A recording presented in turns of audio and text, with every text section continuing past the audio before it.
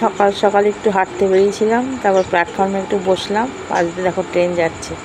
তারপর যাই হোক দেখি আখের রস বিক্রি করছে, তা হঠাৎ একটু আখের রস খেতে ইচ্ছে করলো। যা গরম পড়েছে, পেটটা পুরো গরম হয়ে গেছিলো, সবসময় পাওয়া যায় না। তো দেখি রাস্তায় বসেছে, তা 1 গ্লাস আখের রস খেলাম। 20 টাকা দাম, মানে দাম শুনে আর তোমার খেতে ইচ্ছা করবে না, কিন্তু তাও খেলাম, কারণ এটা খাওয়া খুব দরকার এই গরমের সময়।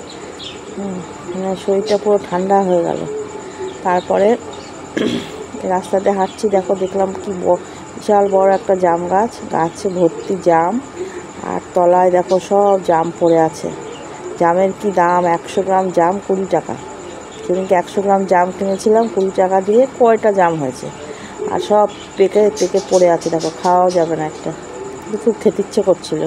যাই হোক তারপরে এই যে দোকানের ভিতরে ঢুকলাম, ঢুকে এক প্যাকেট 2টো জিনিস নিতে গিয়েছি শুধু, আর কিছুই না।